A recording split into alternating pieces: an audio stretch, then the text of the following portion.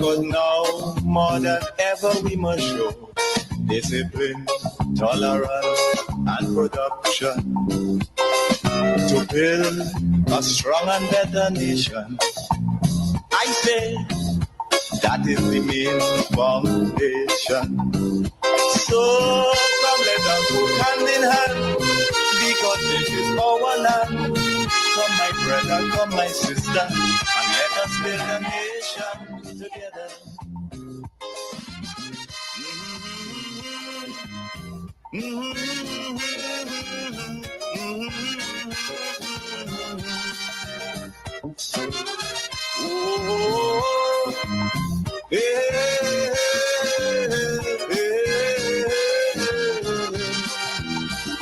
Come, my brother, come, my sister, and let us build a nation together. I want to welcome you to the Dynamic Hour.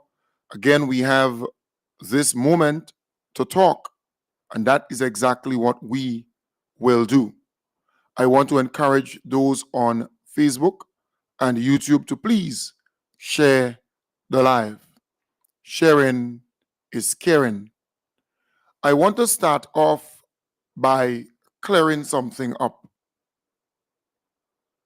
You hear on some programs the title given to Emlyn Pear as leader of His Majesty's opposition.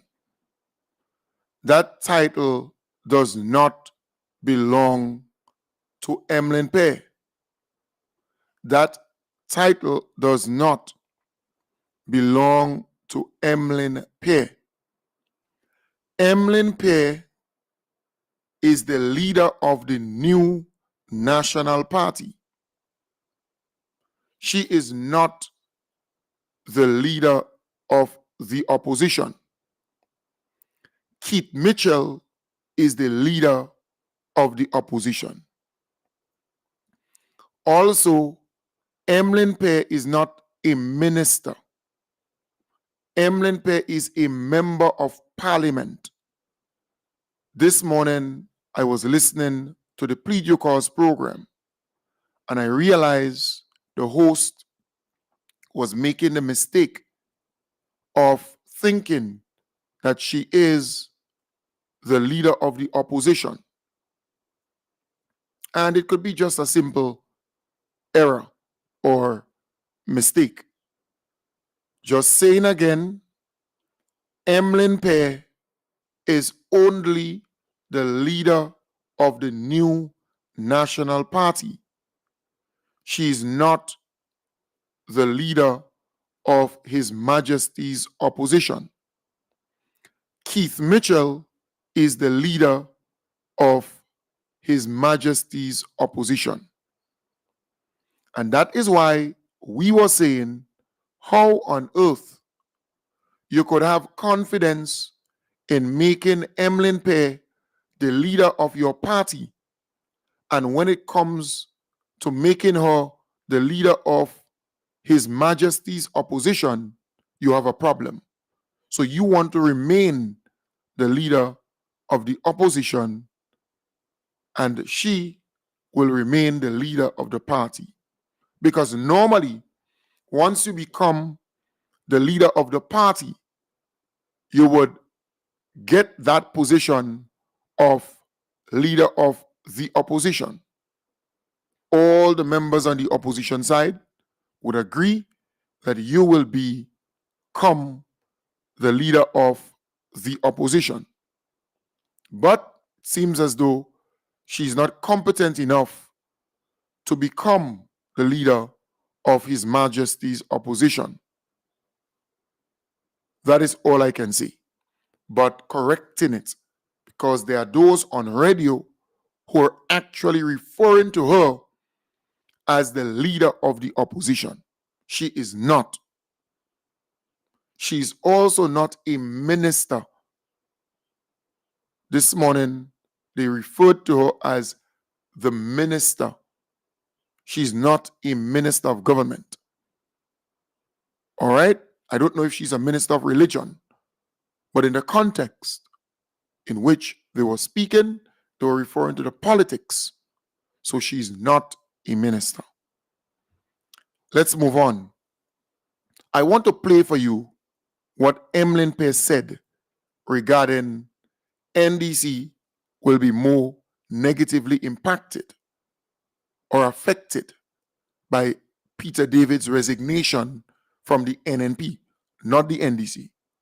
So she used words to the effect that NDC will be more negatively impacted by Peter David's resignation. Well, in fact, she says, Brother Peter, resignation from NNP. So I want to play for you what she had to say, and I would dissect it to show you that this woman is a political lunatic. Your second question, as it relates to the impact of Brother David's resignation, I have to say this, that there's been quite a lot of talk about this happening. Persons very close to Brother David have been sharing, with persons very close to us, what the plans were and what was happening. And so for me personally, when the resignation came, I was absolutely shocked, and so it gave some time for that kind of impact assessment, preliminary impact assessment, from my own quarter. The party has not done something official, but from my own undertaking, how is this likely to affect our party? And if you ask me, I think it's more likely to affect the National Democratic Congress than it would affect the new National Party. But the key thing is not just that.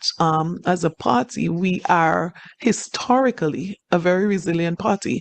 Let me just say that I was even shocked at the turnout of supporters from the town of St. George at our convention, even when Brother David indicated that he was not going to be there and his supporters were not going to be there.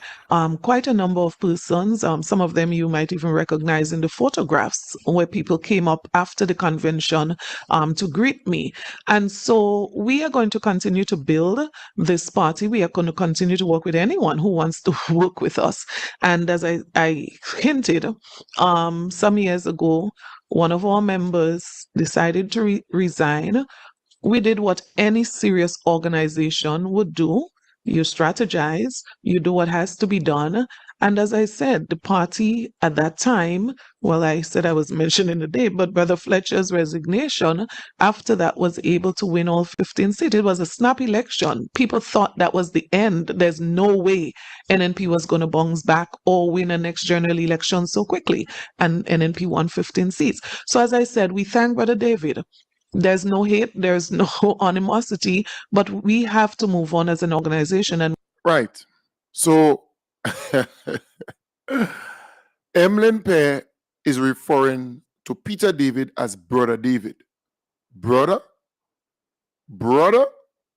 The NNP, as Peter David said, considered him to be a poison, a cancer, and that's your brother, Brother David. So that's the first red flag. This woman is not genuine, right? She's not genuine. Genuine, not genuous. Genuine. She's not genuine. She's not sincere. She's not authentic. And then you hear so there was no fluency, right? And when you get that you need to start thinking, is this woman telling the truth? Or she's playing politics? But hear this. She went further, coming to the end of the clip, to make reference to Fletcher's resignation. And then the NNP called a snap election and won all 15 seats. Well, the NNP was in power. They had the power of the government. They had access to government. NNP was in power, not in opposition. So, look, this woman has a problem. I don't know if she doesn't understand the politics or she just plain dumb and stupid. But it is clear that she missing the real point here. NNP is in opposition at this point in time. And we saw the Honorable Delma Thomas resign from the NNP while in opposition. And now the Honorable Peter David resigning from NNP while in opposition. When Raphael Fletcher resigned from NNP, the government, they called a snap election, but they were in government. So it's a totally different situation. Let's listen to it again. Your second question as it relates to the impact of Brother David's resignation. I have to say this, that there's been quite a lot of talk about this happening. Persons very close to Brother David have been sharing, with persons very close to us, what the plans were and what was happening. And so for me personally, when the resignation came, I was absolutely shocked, and so it gave some time for that kind of impact assessment, preliminary impact assessment, from my own quarter. The party has not done something official, but from my own undertaking, how is this likely to affect our party? And if you ask me, I think it's more likely to affect the National Democratic Congress than it would affect the New National Party. But the key thing is not just that. As a party, we are historically a very resilient party. Let me just say that I was even shocked at the turnout of supporters from the tongue of St. George at our convention, even when Brother David indicated that he was not going to be there and his supporters were not going to be there. Quite a number of persons, some of them you might even recognize in the photographs, where people came up after the convention to greet me. And so we are going to continue to build this party. We are going to continue to work with anyone who wants to work with us. And as I hinted, some years ago, one of our members decided to resign. We did what any serious organization would do. You strategize, you do what has to be done. And as I said, the party at that time, well, I said I was mentioning the day, but Brother Fletcher's resignation after that was able to win all 15 seats. It was a snap election. People thought that was the end. There's no way. Right. So she referenced Fletcher. That's Raphael Fletcher. All right. He was a part of the NNP government. But the NNP was in power as a government, not in opposition. So she's actually equating both things as the same or similar or on the same level. You can't equate both of them. NNP now is in the opposition. And when the election happened in 2022, NNP had 6 seats. But between 2022 and 2025, the NNP lost 2 seats. And as a result, they are down to 4. But the NNP is in opposition, not in government. So to reference, when NNP was in government and Raphael Fletcher decided to quit, to resign, and a snap election was called, and the NNP won all 15 seats, that's inaccurate.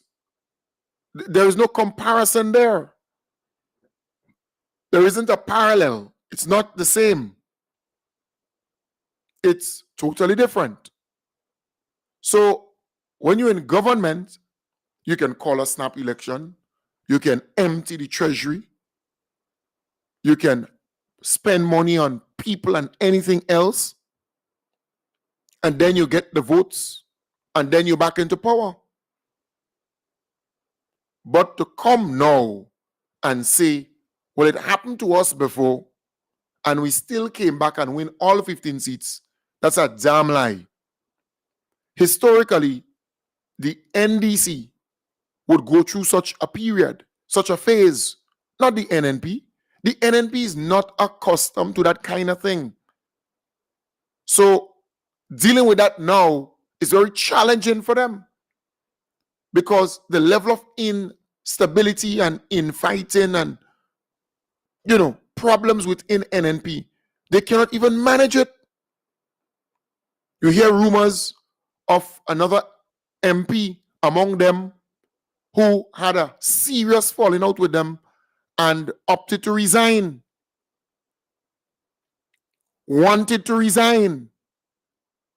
Another MP, we hear rumors of that another MP had a serious falling out with them and wanted to resign.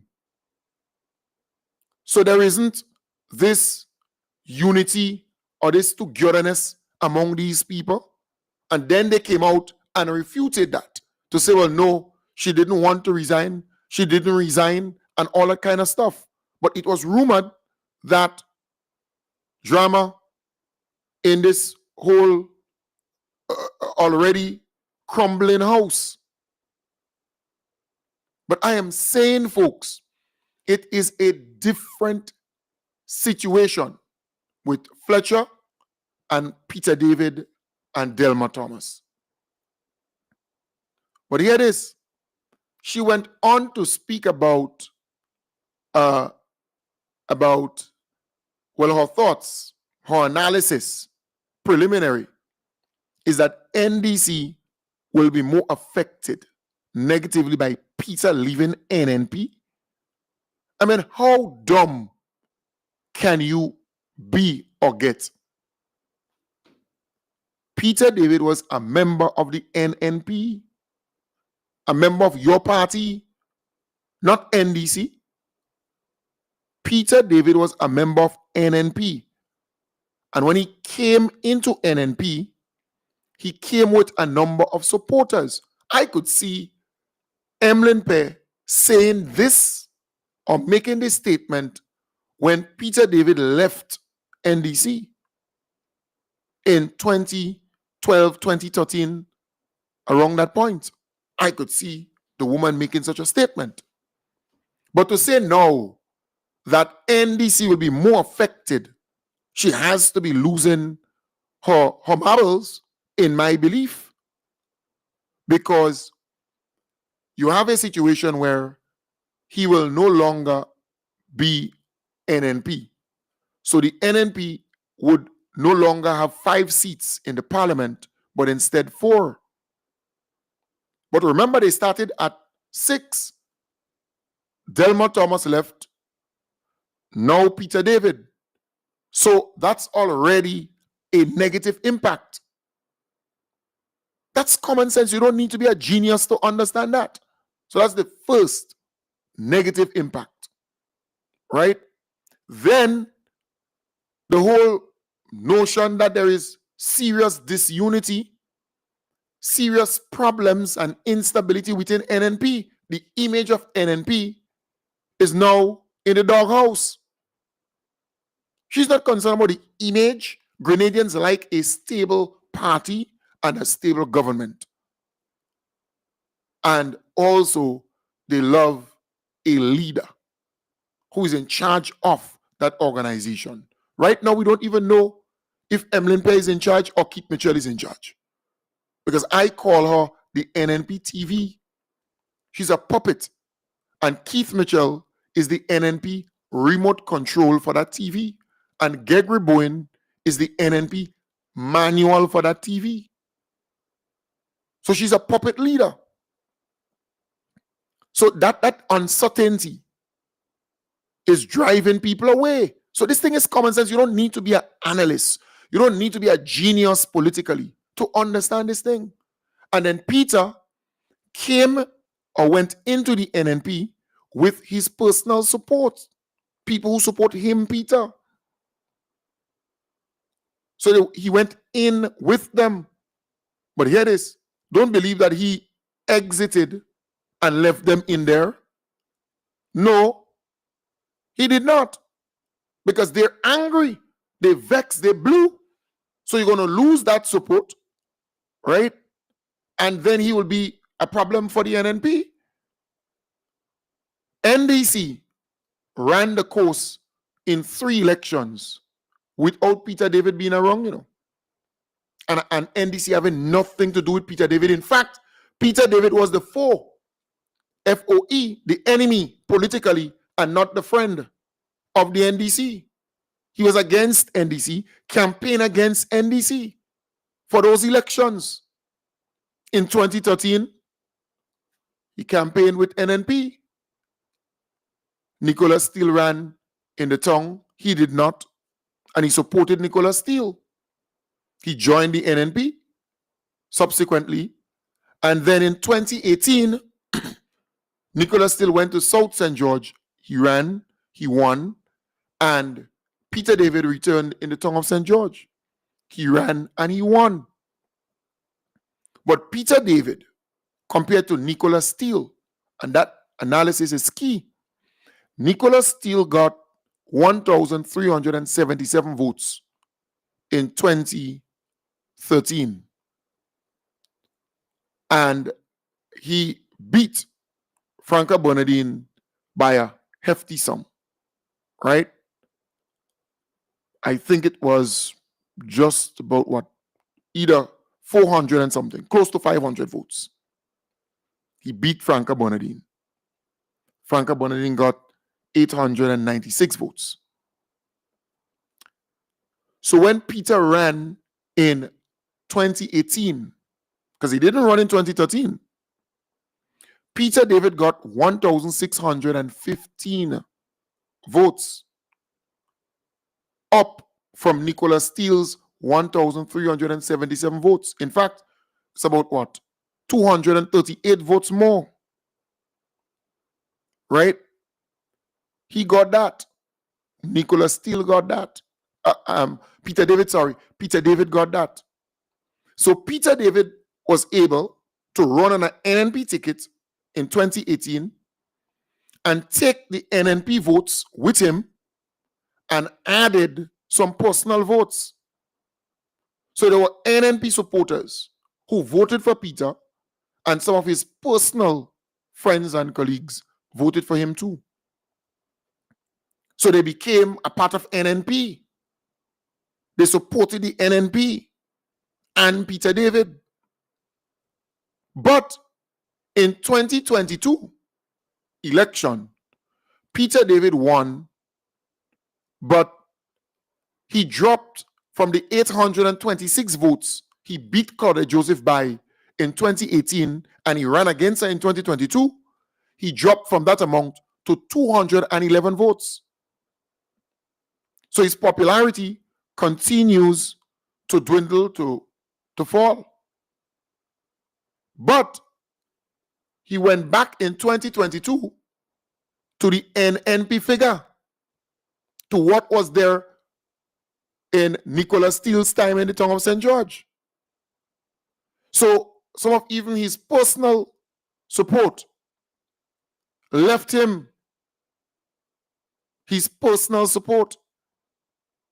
And yes, Clement, Cyrus, I said so last night, but you don't understand talk radio. So if you're in the classroom, calm down and learn. Talk radio is about saturating the minds of Grenadians and repeating stuff so you can remember. If I don't do so, it's going to be one flash and you will not remember it. So go and view the BBC and you will realize that for days, we talk pretty much the same thing so you can get the message. All right? So when you're on the live, calm down. All right? Cool. So I am saying it is important to understand that. The numbers, look at the numbers. So who will be more affected? The NNP? It's common sense. because Peter personal votes and support. The people there are disgruntled, they're bitter, they're angry. The way they treated Peter David. And then you have NNP. Some of them may have gotten personal things from Peter, and they got to appreciate and like the man.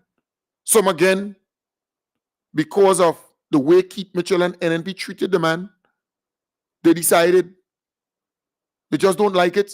They can't support them anymore. So who will lose more in all of this is the NNP. In fact, the NDC ran that race 3 times. They lost in 2013, 15 seats. Peter was against the NDC, campaigned against the NDC. 2018, Peter joined NNP. He was a minister during that period. Remember? I think he was in the Senate. And then when he ran in 2018, became a minister. Right? So you have to understand what is at stake here. And he was again campaigning against the NDC in 2018. And they won all 15 again. But in 2022, he campaigned against the NDC again, but the NNP lost. So the NDC showed that they don't need Peter David to win an election. They don't. So Peter David is not important in the scheme of things in this country. And I said last night on the nightly program, Peter David is almost 68 years. His time and relevance is not current. He's not currently relevant. He's old school. The majority of people in Grenada, they're under 45. In fact, some people don't even know the guy. There are people who know about his past because he comes with a lot of baggage. But there are people who don't know him, right? He's old school. A lot of things left this guy and moved on, upgraded, modernized. He is a thing of the past. So, what relevance does this guy has? How important is this guy now in the politics of the country? Just think about it. You have smartwatch, you have smart TV, you have smartphone, you have even your microwave smart, your fridge smart now, your everything smart, right? The lights and everything else, they're smarter. Peter David is still a paper tiger, still using a piece of paper in the parliament, and that's Peter David. He's a thing of the past. He's derelict. He's politically redundant, right? He's obsolete. The guy's useless politically. He can't pick up and go down to Venezuela or anywhere in South America, Latin America, and get anything now. He can't. He may know 1 or 2 people, but they're not going to support this guy now.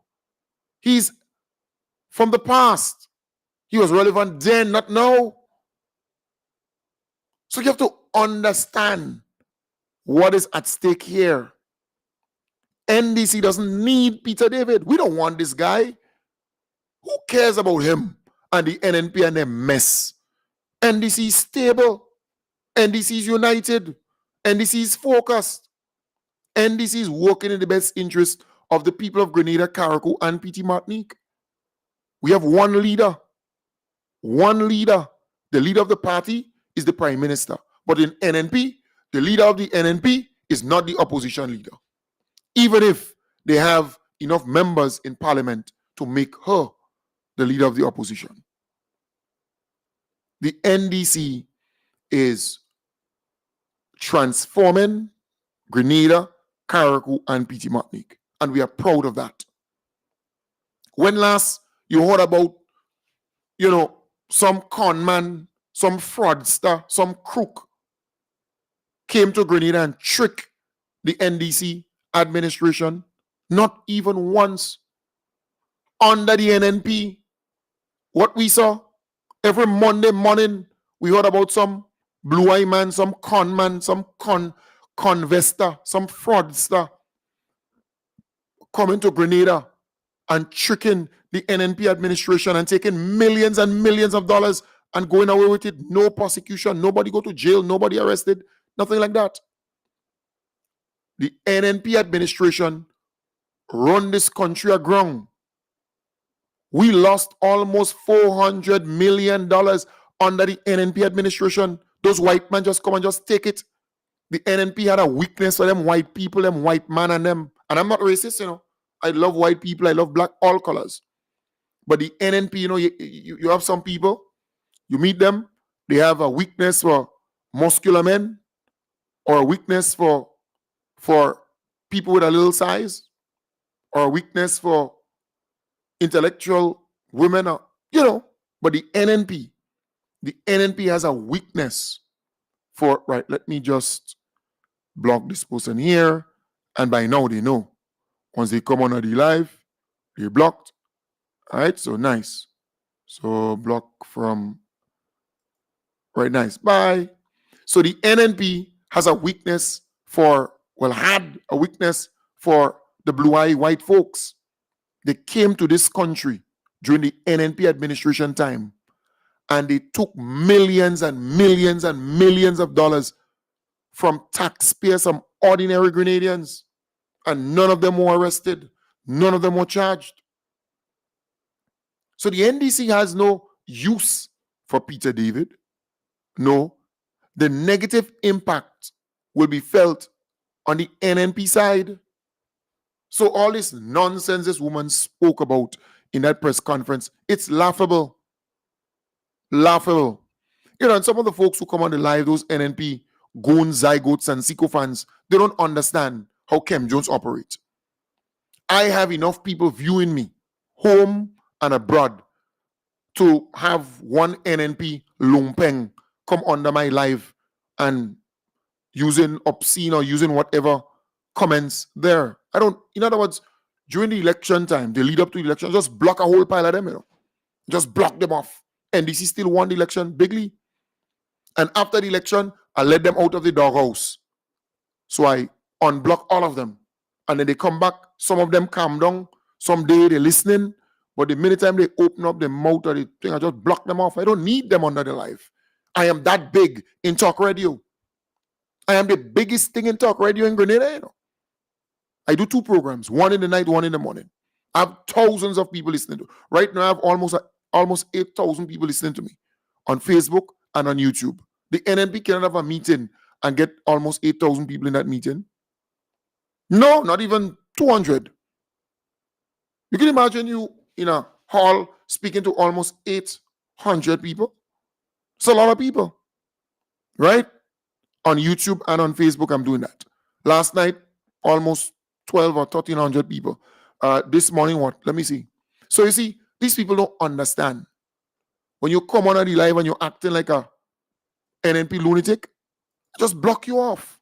I don't miss you under the live. No, I'm different. This program is the biggest program you could ever find in the country. Kem Jones is a household name, and deal with it. So last night's program on Facebook, 9,500 people viewed that program last night alone. I'm not like Jenny, who has to wait for a whole week for people to view her to get 8,000 people or 7,000 people to view her. No. The program before, 8,100 people viewed that program. The one before, 7,300. That's just Facebook.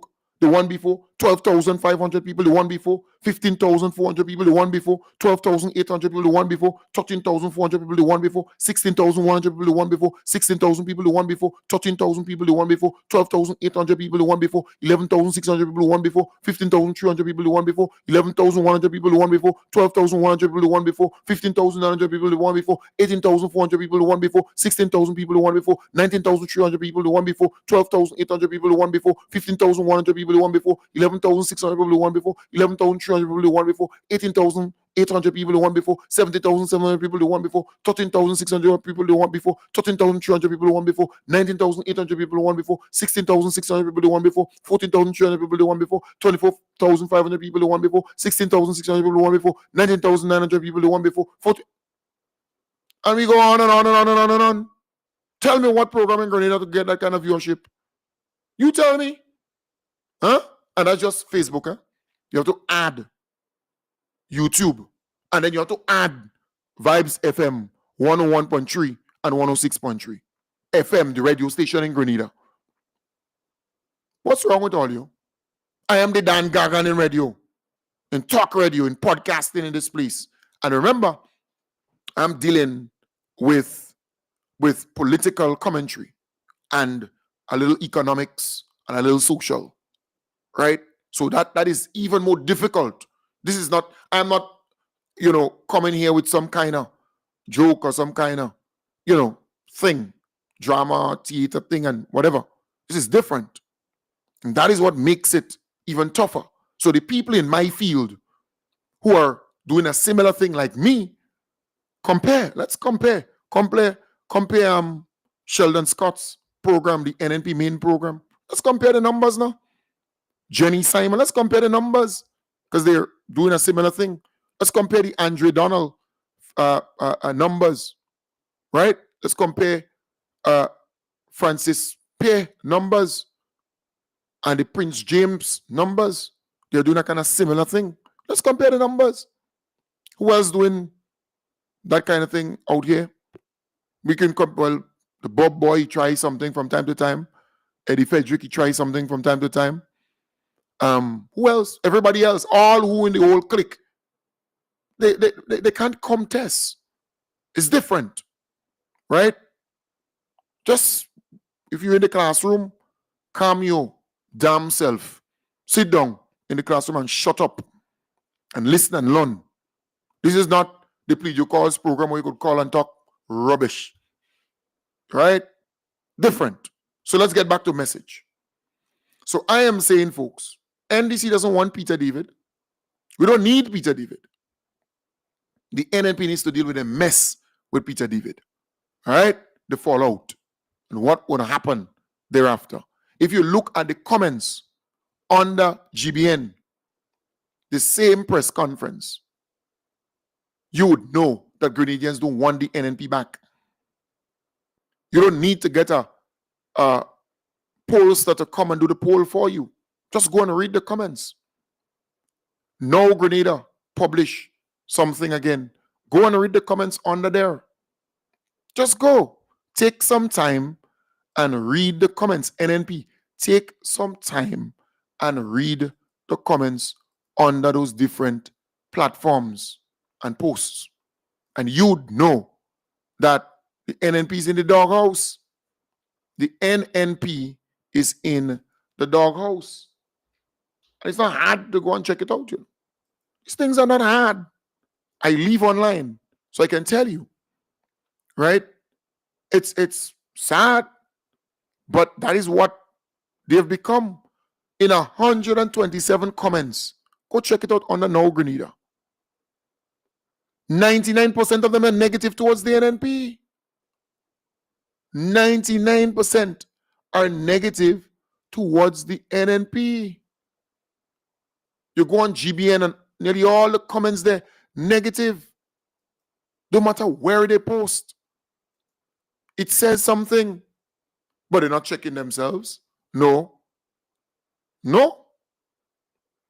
And look, if you're in the business of talk radio, for example, and when you go out there, you're not getting people telling you, Well, Kem Jones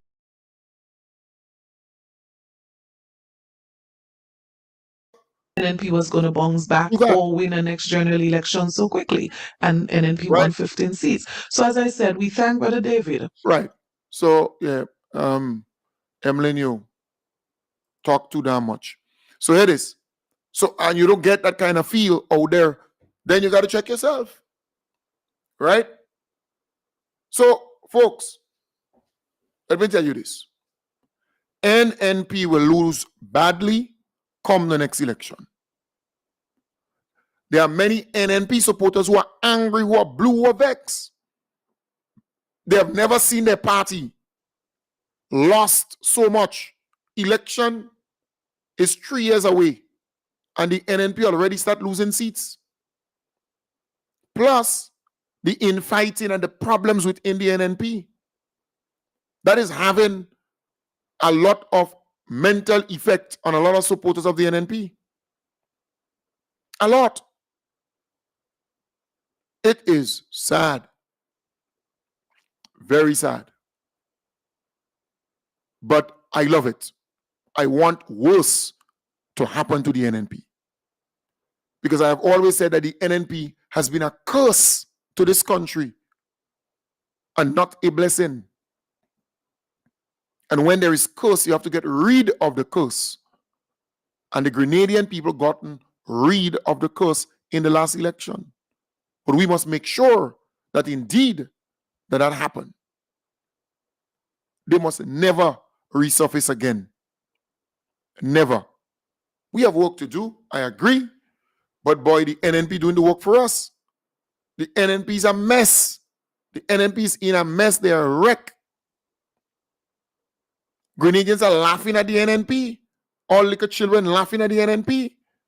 They're surprised. I'm not surprised. I expected that to happen.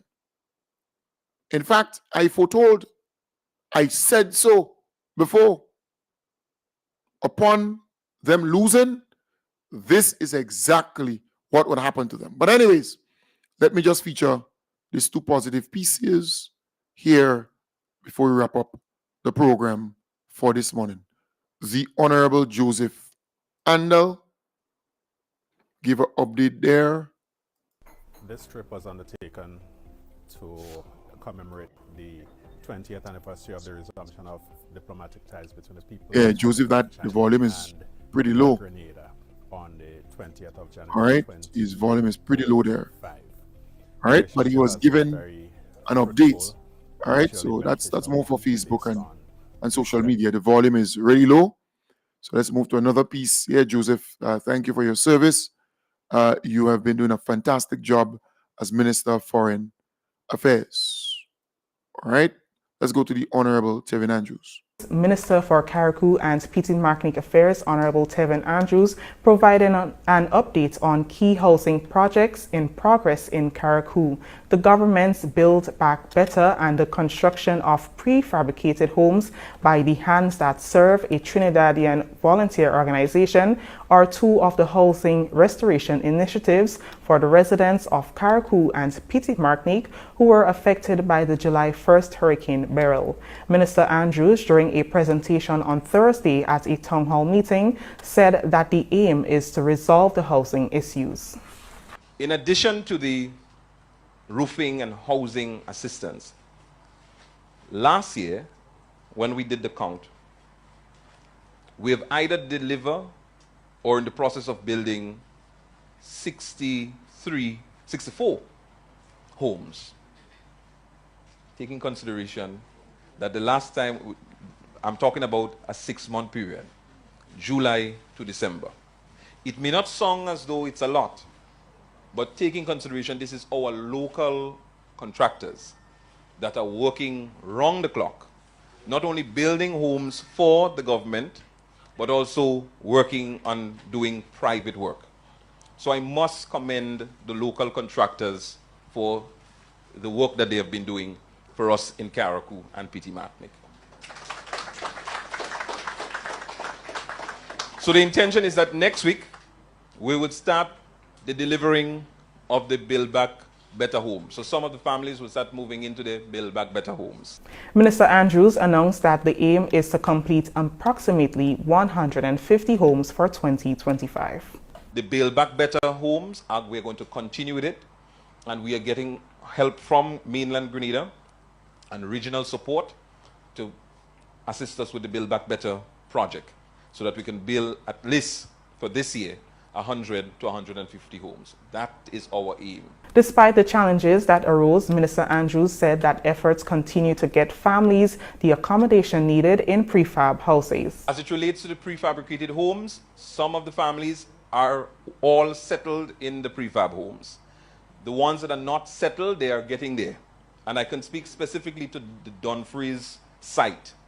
Now, we had some challenges at the Dumfries site. We have some more prefabricated homes that are on its way. Over 200 homes will be coming to Carriacou and Petit Matnick. The first... So we got 27 from Hands That Serve, and we thank them very much for their service. The government, the